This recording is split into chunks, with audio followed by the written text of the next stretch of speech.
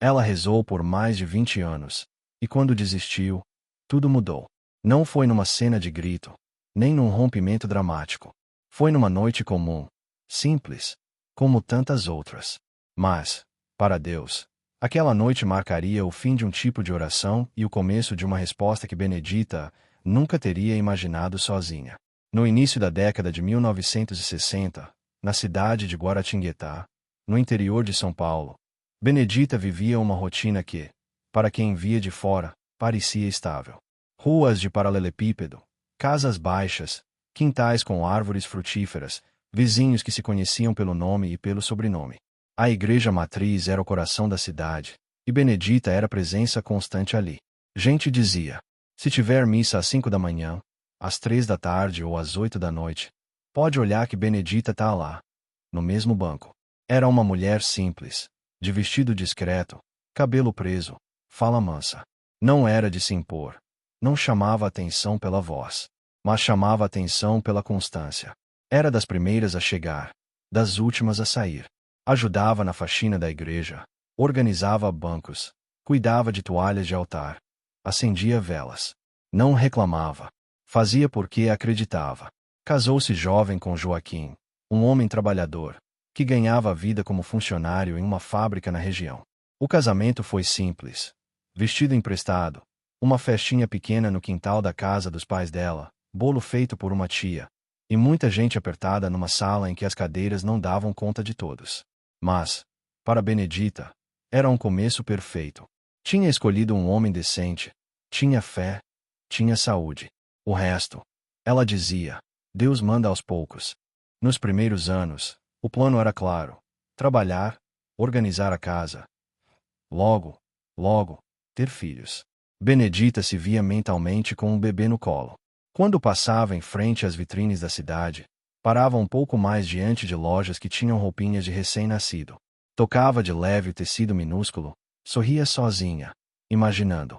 Mas o tempo começou a correr, e nada acontecia. No primeiro ano de casamento, ela achou natural. Às vezes demora um pouquinho. No segundo ano, o comentário de cunhadas e vizinhas começou a aparecer. E aí, Benedita, nada desse neném. Ela sorria, respondia: na hora de Deus, vem. Por dentro, começava a contar meses, ciclos, datas. Então vieram as primeiras idas ao médico. Consultas rápidas, exames limitados para a época. O diagnóstico não vinha com palavras muito técnicas, mas a mensagem era clara. As chances eram pequenas. A expressão do médico era de cautela. Dona Benedita, não é impossível, mas é difícil. A senhora precisa se preparar para a possibilidade de não ter filhos. Ela ouviu aquilo como quem leva um tapa em câmera lenta. O som das palavras demorou para chegar ao coração. Saiu do consultório com o papel do exame na mão, ao invés de ir direto para casa. Entrou na igreja que ficava no caminho. Sentou-se num banco perto do fundo, olhou para o altar, de onde tantas vezes tinha escutado: para Deus nada é impossível, e respirou fundo. O médico diz uma coisa. Ela murmurou, quase sem voz. Mas eu sei que o Senhor pode tudo. Então, eu não vou desistir de pedir. No começo, acreditou que aquilo era temporário. Rezava com esperança firme. À noite, ajoelhava ao lado da cama, juntava as mãos e repetia: Senhor, o que eu tenho para pedir é só isso. Se for da tua vontade, me dá um filho. Nem que seja um só. Um que eu possa carregar no colo, ensinar a andar, levar na igreja, ver crescer. Guardava roupas que nunca eram usadas. Guardou um sapatinho dado por uma amiga para quando o seu chegar. Uma manta pequena, feita pela mãe. Um berço desmontado que ela ganhou de uma conhecida que já não precisava. Tudo armazenado com carinho, como quem prepara terreno para uma semente que, uma hora, vai brotar. Cada ano que passava era mais uma oração acrescentada à mesma lista de pedidos. A vida seguia, Joaquim trabalhava, as contas eram pagas, a casa se mantinha de pé. Mas, dentro de Benedita, havia um cômodo que permanecia vazio. E era justamente esse lugar que ela visitava todas as noites em oração. Todas as noites, por mais de 2 décadas, Benedita repetiu a mesma oração. Pedia um milagre. Pedia apenas a chance de ser mãe. O marido a apoiava, mas de um jeito diferente. No começo, Joaquim também alimentava a esperança com ela. Falava de quando o filho viesse, citava nomes, imaginava se seria menino ou menina. Com o passar do tempo, porém, para não enlouquecer, ele aprendeu a conviver com a ausência daquele sonho. Começou a dizer frases como: se vier, é bênção. Se não vier, a gente já é abençoado do jeito que é. Benedita, não. Para ela, aquilo nunca deixou de doer. Podia disfarçar na frente dos outros, podia até dizer a vontade de Deus seja feita. Mas, por dentro, havia um choro recorrente. E é justamente isso que aproxima tantas pessoas dela. Esse lugar em que a boca fala uma coisa, por fé, e o coração sente outra, por dor. Se você já orou por algo durante anos sem ver resposta, se já repetiu o mesmo pedido ao ponto de conhecer cada palavra de cor, mesmo assim, parece que o céu continua mudo. Se inscreva agora no canal. Aqui nós contamos histórias de fé, espera e transformações que só fazem sentido no final. Os anos 1970 chegaram, e a vida seguiu seu curso, pelo menos por fora. Sobrinhos cresceram, filhos de amigas nasceram, netos começaram a correr pelos quintais. Nos almoços de família, havia sempre uma criança nova sendo apresentada. Benedita era a tia que ajuda, a que pegava no colo, a que acalmava no choro, a que ficava com as crianças enquanto as mães iam arrumar a mesa. Ela ia a batizados, segurava a vela ao lado da mãe da criança, respondia às orações, sorria nas fotos. Ajudava outras mães a ajeitar o vestido do bebê, a ajeitar a fralda, a segurar a cabeça de um recém-nascido com cuidado. Por fora, parecia confortável com isso. Mas, dentro, cada novo nascimento era uma mistura de alegria e dor. Alegria genuína por ver vida nova chegando. Dor profunda por ver, mais uma vez, Deus dizendo sim a pedidos que não eram o seu. Teve um dia, em especial, que ficou gravado. A melhor amiga dela, que já tinha 2 filhos, apareceu em casa, meio sem jeito, com a mão na barriga. Dita, acho que vem mais um. Benedita abraçou, riu, festejou. Depois que a amiga foi embora, foi até o quarto onde guardava o berço desmontado, sentou na beira da cama e chorou baixinho, sem fazer barulho, para ninguém ouvir. Mesmo assim, continuava rezando. A fé ainda existia, mas já estava cansada. As orações começaram a mudar de tom. No começo, eram cheias de expectativa. Eu sei que o Senhor vai mandar. Depois, passaram a ser cheias de condicionais. Se for da tua vontade. Mais tarde, ganharam um sabor de pergunta. Por que o Senhor insiste em dizer não para mim? Perguntava em silêncio, não com afronta, mas com sinceridade. Havia um não repetido na vida dela, um não que ecoava a cada mês que passava, a cada exame que dizia a mesma coisa, a cada notícia de gravidez alheia. E o silêncio continuava sendo a única resposta.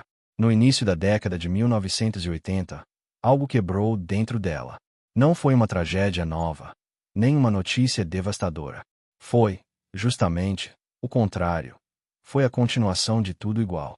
Mais um ano que passou, mais um aniversário de casamento, mais uma sequência de natais, páscoas, dias comuns, sem nenhuma mudança naquele ponto específico. Como um fio que vai se desgastando de tanto ser puxado, a esperança dela foi afinando.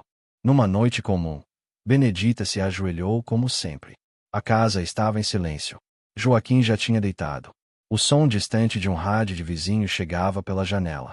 Ela se ajoelhou ao lado da cama, apoiou os cotovelos no colchão, juntou as mãos. A posição do corpo era a mesma de sempre. Mas, dessa vez, por dentro, uma frase diferente apareceu.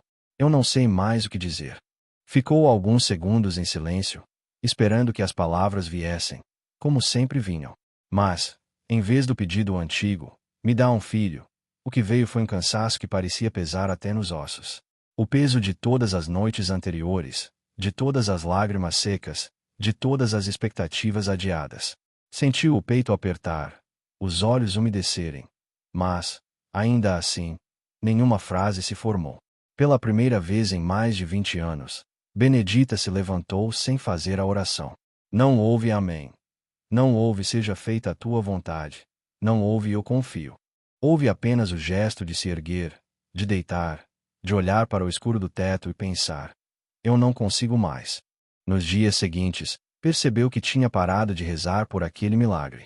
Não parou de falar com Deus completamente. Ainda agradecia pela comida, ainda pedia proteção para a família, ainda intercedia por alguém doente ou em dificuldade.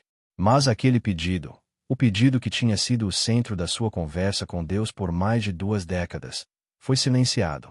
Não porque ela tivesse deixado de acreditar em Deus, mas porque já não tinha forças para esperar daquela forma. Decidiu, conscientemente ou não, seguir vivendo sem expectativa, apenas fazendo o que precisava ser feito: cuidar da casa, apoiar o marido, ajudar a família, servir na igreja. Quando alguém perguntava sobre filhos, já não respondia com "na hora de Deus vem". Passou a dizer apenas: "Parece que não é para ser, meu bem", e mudava de assunto. Foi nesse período que algo inesperado começou a acontecer. Não veio como anúncio de céu aberto. Veio como um pedido de ajuda de alguém muito humano. Uma vizinha, Ana, mãe de um menino de 3 anos, começou a enfrentar uma rotina difícil. O marido tinha ido trabalhar em outra cidade, prometendo mandar dinheiro, mas demorava. Ela precisava trabalhar para não depender só de promessas. Apareceu um emprego de diarista em uma casa do outro lado da cidade, mas ela não tinha com quem deixar o filho. A primeira vez que o som de criança encheu de verdade a casa de Benedita, não foi em uma grande ocasião. Não foi festa, não foi batizado, não foi visita de família. Foi numa tarde quente e simples, em que a vida estava apertada para uma vizinha, e Deus, em silêncio, começava a responder uma oração de mais de 20 anos. Ana morava 2 casas depois da de Benedita. Era uma mulher jovem, de riso fácil quando as coisas estavam boas, mas ultimamente o sorriso tinha sumido um pouco. O marido tinha ido tentar trabalho em outra cidade e prometia mandar dinheiro todo mês, mas o mês chegava. Muitas vezes, o dinheiro não vinha. Ana se virava como podia, lavando roupa para fora, fazendo faxina, pegando bicos. Só que, agora, surgira uma oportunidade diferente. Uma casa grande, do outro lado da cidade, precisava de alguém 3 vezes por semana, o dia inteiro. Era o tipo de trabalho que podia mudar o mês dela. Havia só um problema: onde deixar o filho. Pedrinho, de 3 anos, era uma combinação de olhos curiosos e mãos inquietas. Não era criança de ficar parada muito tempo. Gostava de mexer em tudo, seguir o cachorro na rua, correr atrás de bola, entrar e sair de casa o tempo inteiro. Deixá-lo com alguém não era simples. Ana não tinha família na cidade. As poucas amigas também tinham os próprios filhos, muitas vezes, os próprios trabalhos. Depois de pensar muito, Ana foi até a porta de Benedita. Não era uma decisão fácil. Benedita sempre foi respeitada, uma mulher de fé, de casa arrumada, mas Ana tinha medo de estar pedindo demais. Ainda assim, a necessidade a empurrou. Bateu palmas no portão, o coração acelerado, Pedrinho agarrado na barra da saia. Benedita apareceu na porta, enxugando as mãos num pano de prato. "Oh, Ana, entra, minha filha." Ana entrou, sem soltar o pano da saia. Dita, começou, sem rodeio, porque quem está precisando demais perde o luxo de rodear. "Eu arrumei um serviço. 3 vezes por semana, o dia inteiro. É coisa boa, vão me pagar certinho. Mas, eu não tenho com quem deixar o Pedrinho. A senhora acha que teria condição de ficar com ele nesses dias? Eu dou um jeito de pagar alguma coisa. Não vai ser muito. Mas..." Ela falava, e Benedita olhava alternando entre o rosto cansado de Ana e o pequeno rosto de Pedrinho, meio escondido, só os olhos por cima da barra da saia da mãe. Aqueles olhos a atravessaram de um jeito estranho. Havia ali uma mistura de medo e curiosidade que ela conhecia bem. Já vira em muitos sobrinhos, afilhados, crianças da vizinhança. Por alguns segundos, o tempo pareceu esticar. Por hábito, a mente de Benedita fez um gesto antigo, lembrando do quarto vazio, do berço desmontado, do berço nunca montado. Ao mesmo tempo, outro pensamento veio, mais simples e prático: se eu posso ajudar, por que não? Ela sorriu de leve, aquele sorriso curto, mas sincero. "Não precisa falar de dinheiro agora. Não, Ana. Deixa ele aqui. Vai trabalhar tranquila. Eu cuido dele como se fosse meu." Ana respirou como quem volta à tona depois de ficar tempo demais debaixo d'água. "Tem certeza?" Dita. "Ele dá trabalho, viu? Criança sem trabalho é boneco." Respondeu. com bom humor. Vai lá. Quando você voltar, ele vai estar aqui. Naquele dia, a rotina da casa de Benedita começou a mudar, ainda que ela não percebesse. Assim que a mãe saiu, Pedrinho ficou um pouco parado na porta, olhando para a rua, como se a qualquer momento ela pudesse voltar. Benedita não forçou. Deixou que ele tivesse aquele tempo. Depois, ajoelhou perto dele, ficando mais ou menos na mesma altura. Você gosta de bolo? Perguntou, como se quisesse negociar a paz. Ele assentiu com a cabeça, ainda tímido. Então vem cá que hoje tem bolo de fubá. Levou-o até a cozinha, cortou um pedaço pequeno, colocou num prato e deixou sobre a mesa. Sentou junto, sem apressar. Enquanto ele comia, ela fazia perguntas simples. Como é que você chama mesmo? Pedrinho. E quantos anos você tem? Pedrinho. 3. Respondeu, levantando 3 dedinhos, orgulhoso. Em pouco tempo, o clima ficou menos tenso. Criança, depois que percebe que está segura, se solta. Ele começou a olhar curiosamente os objetos em volta. A panela no fogão, o filtro de barro, uma colher de pau grande. Benedita observava, já vendo ali um território novo a ser adaptado. Terminando o bolo, ela disse: agora vamos ali no quintal. O quintal de Benedita era simples. Um varal com algumas roupas, alguns vasos de planta, uma árvore que fazia sombra, chão de terra batida. Mas, aos olhos de uma criança, era o mundo inteiro. Em poucos minutos, Pedrinho estava correndo para lá e para cá, tocando nas folhas, observando um formigueiro, tentando alcançar um passarinho que pousava no muro. Benedita, com um pano no ombro, o seguia com um olhar atento. Se aproximava quando ele chegava muito perto de algo perigoso, como o degrau mais alto ou um balde esquecido. Dava pequenas instruções. Não põe a mão ali, que pode machucar. Cuidado com esse pedaço de tijolo. Vem mais para cá, senão você cai. No intervalo dessas falas, foi notando coisas, como ele se distraía fácil, como ficava bravo quando algo não dava certo, como ria quando via algo novo. Aos poucos, aquilo que era a favor de um dia começou, dentro dela, a tomar uma forma diferente. Quando Ana voltou, no fim da tarde, encontrou o filho suado, sujo de terra, com um pedaço de bolo ainda na mão e um sorriso largo. Ao ver a mãe, ele correu, abraçou, mas não havia desespero nem choro. Ana perguntou, aflita: deu trabalho, Dita? Trabalho nenhum. Respondeu Benedita. Ele tem energia, mas isso é bom. Dorme melhor à noite. Naquela noite, quando a casa voltou a ficar só com ela e Joaquim, Benedita sentiu um cansaço diferente. Não era o cansaço pesado de quem arrastou o dia. Era um cansaço vivo, daqueles que vêm depois de um dia cheio de movimento. Na hora de deitar, o silêncio do quarto parecia menos hostil. Por alguns instantes, ela se pegou lembrando das perguntas de Pedrinho, das risadas, do jeito como ele a chamara de tia Dita pela primeira vez, meio sem jeito. Engraçado, pensou. Hoje eu quase não tive tempo de pensar no que falta. No dia seguinte, Ana bateu na porta de novo. Dita, hoje tem mais serviço. Posso deixar o Pedrinho de novo? Se estiver pesado para a senhora, eu procuro outro canto. Benedita nem deixou terminar. Deixa ele aqui, Ana. Já tô até com o prato de bolo reservado. E assim foi. Uma vez, 2, 3 na semana. O menino passou a ter uma rotina. Chegava, comia alguma coisa, brincava, tirava um cochilo depois do almoço, ouvia histórias que Benedita contava, às vezes da Bíblia, às vezes de sua própria infância. Aprendia pequenas orações antes de comer. Aos poucos, sabia onde estavam os copos, onde podia pegar brinquedos improvisados, onde guardar o chinelo para não perder. Não demorou muito para que a notícia se espalhasse pela rua. Em cidade pequena, nada fica escondido. Uma vizinha via o menino todos os dias na casa de Benedita e perguntava para Ana: você tá deixando o Pedrinho com quem? Com a Benedita. E dá certo. Dá tão certo que, se um dia ela disser que não pode mais, eu acho que ele chora. A segunda mãe a bater à porta de Benedita foi Rosa, mulher falante, sempre com pressa, mãe de 2 gêmeas, Lúcia e Laura, de 4 anos. A situação em casa não era fácil. O marido tinha problema com bebida, emprego instável. Muitas vezes, quem segurava tudo era ela. Chegou um dia, metade rindo, metade aflita. Benedita, eu sei que é pedir demais, mas eu arrumei um serviço para limpar umas salas lá na escola.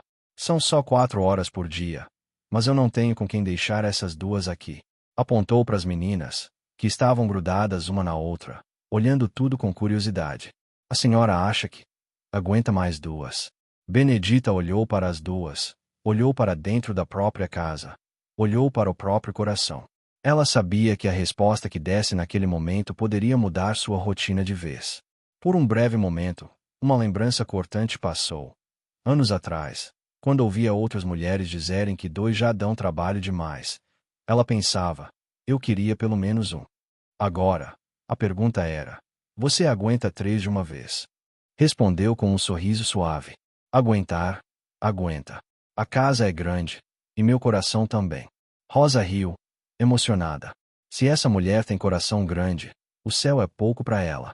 Assim, em um curto espaço de tempo, Benedita tinha, dentro de casa, 3 crianças em idades próximas, com temperamentos completamente diferentes.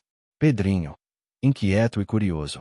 Lúcia, mais mandona, querendo decidir a brincadeira o tempo todo. Laura, mais calada, preferindo observar antes de agir. Os dias começaram a ganhar uma nova estrutura. Benedita se viu, sem perceber, montando uma pequena programação. Horário de chegada, horário de lanche, tempo de brincadeira no quintal. Uma pausa para cochilo, um momento de historinha, outro de desenho com papel e lápis de cor bem gastos. Não era uma escola, não era uma creche formal, mas, na prática, já era uma pequena sala de vida. As primeiras semanas foram cansativas. Ela precisou reaprender o tempo dela dentro do tempo deles. Coisas que fazia em silêncio, como lavar roupa ou preparar comida, agora eram feitas com olhos e ouvidos atentos. Não podia mais se desligar. Ao mesmo tempo, percebeu que, enquanto cuidava deles, a mente ocupava menos espaço com memórias dolorosas. Havia nostalgia, sim, mas havia também presença. Foi aí que veio a terceira mãe. Diferente das outras, essa já chegou com a fama de caso difícil. Era Dona Lourdes, viúva, com um filho de quase 5 anos, Carlos, que tinha fama de levado demais. Muitas vizinhas diziam: esse menino não para em lugar nenhum. Dona Lourdes, cansada, pediu: Benedita, eu não tenho muito para oferecer, mas eu tô precisando de um lugar onde o Carlos fique de tarde. Eu tô pegando roupa para lavar, indo em casa, e não consigo levar ele para todo lugar.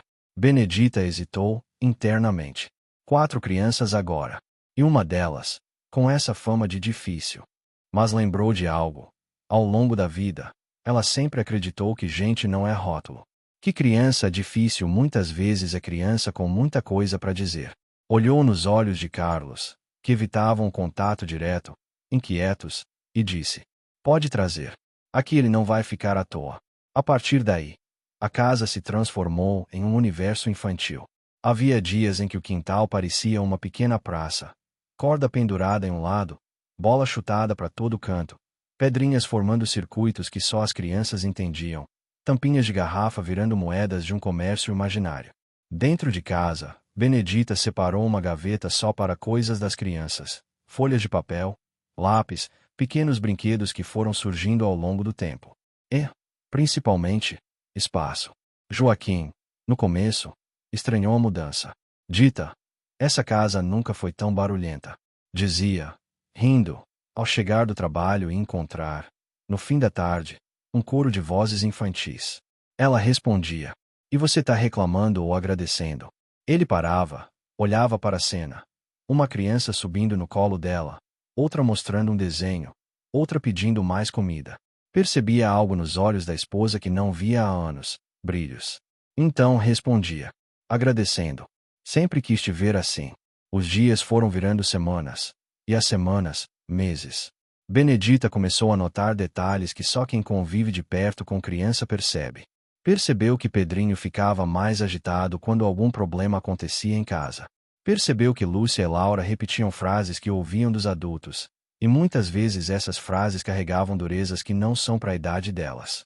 Percebeu que Carlos, o levado, na verdade tinha uma sensibilidade enorme. Chorava escondido quando alguém falava mais duro com ele, Às vezes, fazia bagunça só para ser notado. A nova rotina também colocou Benedita diante de desafios concretos. Não era só brincadeira e fofura. Teve dia de febre alta, dela passar a noite com uma criança doente, e no outro dia, explicar à mãe o que tinha acontecido. Teve dia de queda e joelho ralado, de briga feia entre dois pequenos, de criança fazendo birra para comer, de xixi na cama no meio da tarde. Em cada situação, ela precisava decidir: como eu reajo? E algo curioso começou a acontecer. Nas horas mais difíceis, ela percebia que falava e agia como a própria mãe falaria e agiria com ela. Era como se, ao longo dos anos, Deus tivesse treinado Benedita para a maternidade através da maternidade que ela mesma recebeu. A diferença é que, agora, essa maternidade se espalhava para além do sangue. As mães, por sua vez, passaram a confiar em Benedita com algo mais do que o cuidado físico. Começaram a pedir conselhos. Dita, o que você acha? Eu falo isso com ele. Eu deixo ela participar disso. Dita, lá em casa é só briga. Como é que você faz para eles se respeitarem aí? Ela nunca se colocou como dona da verdade. Respondia com humildade. Eu não sei de tudo. Não. Eu faço aqui o que eu aprendi com minha mãe e o que eu sinto que Deus me mostra. Mas o mais importante é estar perto. É ouvir. É não largar mão deles nem quando eles parecem que não merecem. Uma coisa que marcava as crianças era o pequeno momento de oração que Benedita fazia com elas, quase sempre antes das refeições.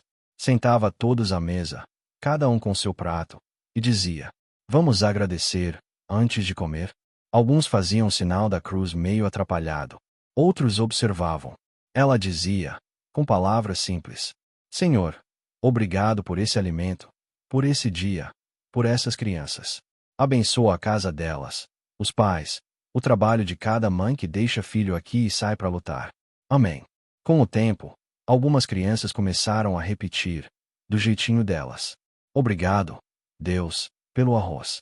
Obrigado, Deus, pela tia Dita. Obrigado, Deus, pelo meu amigo. Esses momentos, que podiam parecer pequenos, tinham um efeito profundo. Elas aprendiam, na prática, que a vida era algo pelo qual se agradece, que comida não aparece por acaso, que o cuidado de uma tia também é cuidado de Deus. Chegou um ponto em que já não eram só as vizinhas da mesma rua que procuravam Benedita. Uma conhecida de outra rua, que ouviu falar dela na feira, bateu à porta. Me disseram que aqui é lugar de criança crescer direito. Ela ria, respondia: aqui elas crescem, brigam, aprendem, pedem perdão, como em qualquer casa. Mas quem quiser deixar, eu recebo. Sem perceber, Benedita tinha se tornado uma referência.